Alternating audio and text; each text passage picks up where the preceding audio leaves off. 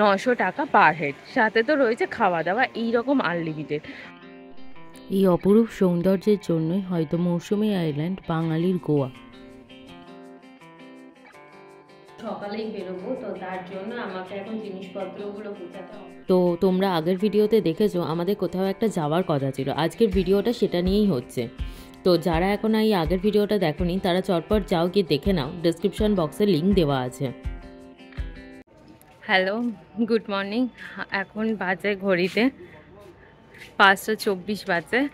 এখন আমরা বেরিয়ে গেছি মৌসুমী আইল্যান্ডের জন্য যাচ্ছি, কিন্তু আমাদের এইদিকে ট্রেন ক্যান্সেল শিয়ালদার দিকে, তার জন্য আমরা অন্যভাবে শিয়ালদা যাব।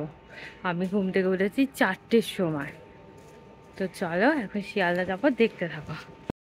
দেখো আস্তে আস্তে অন্ধকার কাটিয়ে ভোরের আলো ফুটছে। এটা হলো দক্ষিণেশ্বর ব্রিজের ওপরে।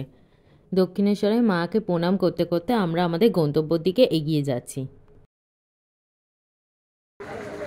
এখন বাজে 7:15, আমাদের ট্রেন ওখান থেকে 7:18।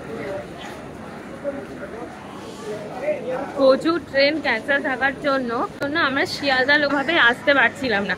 তো তার জন্য আমরা বালি থেকে, দুর্গানগর থেকে, তারপর ওখান থেকে আবার ট্রেন ধরেছি। আমাদের হাতে এখন মধ্যে 5 থেকে 7 মিনিট টাইম ওইদিকে ট্রেন ধরার জন্য। এখনও টিকিটও কাটা হয়, টিকিটও কাটতে হবে আমাদেরকে। তো চলো একেবারে ট্রেনে উঠে তোমাদের সাথে দেখা হবে। ফাইনালি একদম টাইমে শিয়ালদা থেকে আমাদের ট্রেন ছেড়ে দিল। এখন ট্রেন এসে থেমেছে লক্ষ্মীকান্তপুরে। আমরা শিয়ালদা থেকে কোনো রকমের ট্রেন ধরেছি। তো যাই হোক, এখন লক্ষ্মীকান্তপুর এসে পৌঁছেছি। এখন বাজছে প্রায় 9টা।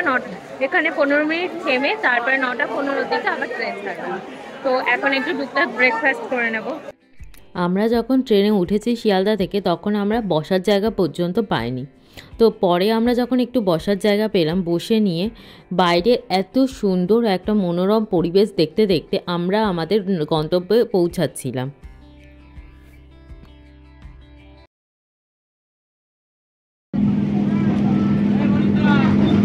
ফাইনালি আমরা কাকদ্বীপ এসে পৌঁছেছি। এখন আমরা নেমে গেছি নামখানাতে। এখন প্রায় 10টা বাজে, মানে সেই সকালবেলা বেরিয়েছি 5:15-20 নাগাদ। তো এখন সবে এসে পৌঁছালাম, 10টা বাজছে। তো এখন আমরা এবারে যাব হুজ্জুতি ঘাট বা কাটিগুনিয়া ঘাট টোটো করে। তো চলো যাওয়া যাক। আচ্ছা, আমাদের দমদম থেকে নামখানা অবধি টিকিটের ভাড়া লেগেছে, একজনের রিটার্ন সমেত নিয়েছে 50 টাকা, এমনি ভাড়া নিয়েছে 25 টাকা। নামখানা নেমে প্রচুর টোটো থাকবে সামনে, যেখান থেকে আমরা ওই টোটো ধরে চলে এসেছি চিনাই নদীর ওপর দিয়ে গ্রামের এরকম সুন্দর পরিবেশ দেখতে দেখতে হুজ্জুতি ঘাটে। ঘাটটা পার হয়ে নিয়ে আমরা ওপার থেকে একটা টোটো ধরে আমরা আমাদের ক্যাম্পে পৌঁছে গেলাম। দুই দিকে টোটো করে যাওয়া ছাড়া আর কোনো উপায় নেই, দুই দিকে টোটো ছাড়া আর কোনো কিছু অ্যাভেলেবেল নয়। সুতরাং টোটো বা মোটর ভ্যান এইগুলোই আছে, যেগুলোতে ভাড়া মোটামুটি এক একজনের 50 টাকা 100 টাকা, ওরা সমস্ত রকম ভাড়ায় নেয়, নিজেদের মতো বার্গেনিং করে নিয়ে নিতে হবে। তো নামখানা থেকে প্রথম যে আমরা টোটোটা ধরেছিলাম সেইটাতে অনেকটা সময় লেগেছিল, প্রায় 50 মিনিট মতো লেগেছিল আসতে। তারপরে এই দিকে ঘাট পার হয়ে আসার পরে যে টোটোটা, তো সেটাতে আমাদের এতটা টাইম লাগেনি। তো যাই হোক, কথা বলতে বলতে আমরা পৌঁছে গেলাম ক্যাম্পে। এই ক্যাম্পে বেশিরভাগই রয়েছে টেন্ট, আর সাইডে রয়েছে এরকম মাড হাউস অনেকগুলো, আর তাছাড়া পাশে আরও 2-3টে ঘর আছে। বেশিরভাগ সংখ্যায় টেন্ট আছে।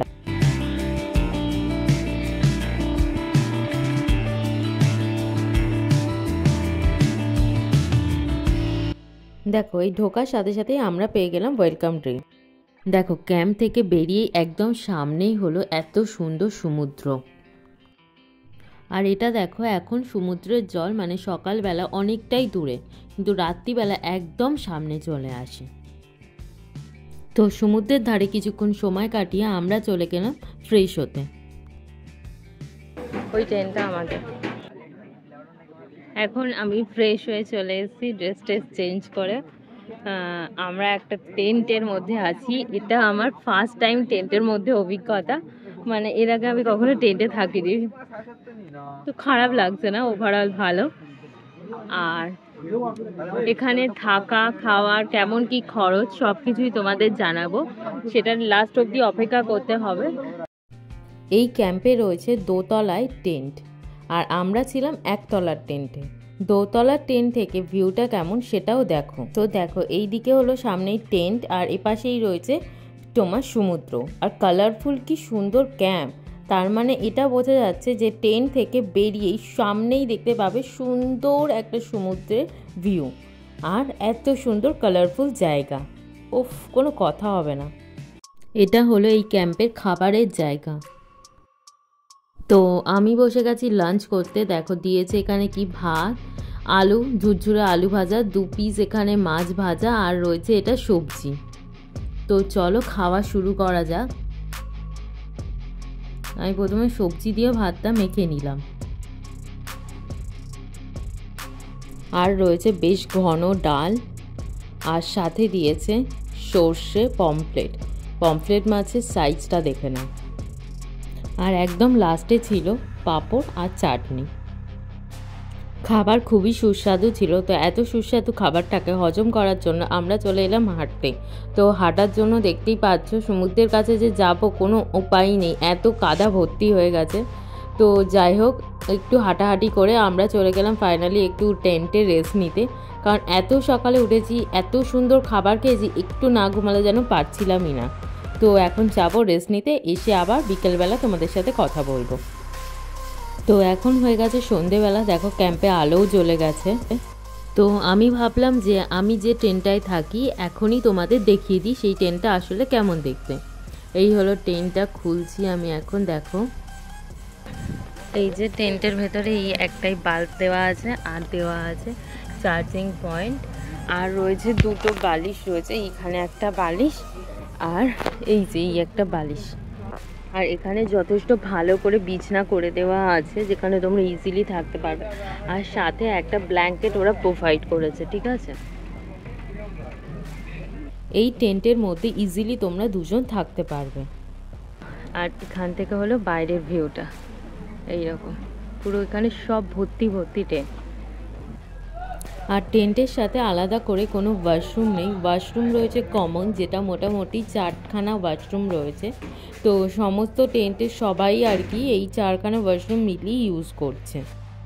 রাতে যখন ক্যাম্পে আলো জ্বলে গেছে, ক্যাম্পটাকে পুরো যেন মায়াবী লাগছে দেখতে।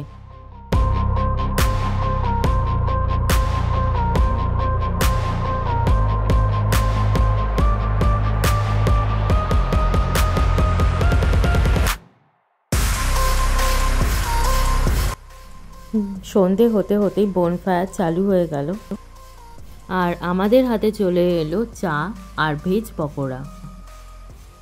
আর এই দিকে চালু হয়ে গেছে বারবিকিউ চিকেন। দেখো আমাদেরকে এই বারবিকিউ চিকেনটা খুব সুন্দর করে সার্ভ করে দিয়ে গেছে। তো সন্ধ্যের টিফিনগুলো কমপ্লিট করে আমরা চলে এলাম আবার সমুদ্রের ধারে। দেখো এখন জল কতটা কাছে চলে এসছে, একদম দোকানগুলোর কাছে চলে আসছিল। বেশ ভালো লাগছিল সমুদ্রের এই ঠান্ডা হাওয়াটাকে উপভোগ করতে।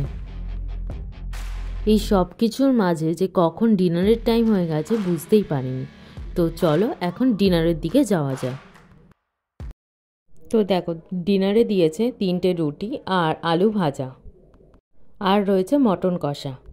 তো আছে একটা আলু আর 3টে মটনের পিস আর বেশ খানিকটা ঝোল। তো চলো খাওয়া শুরু করা যাক। আলুটা কি সুন্দর নরম দেখো।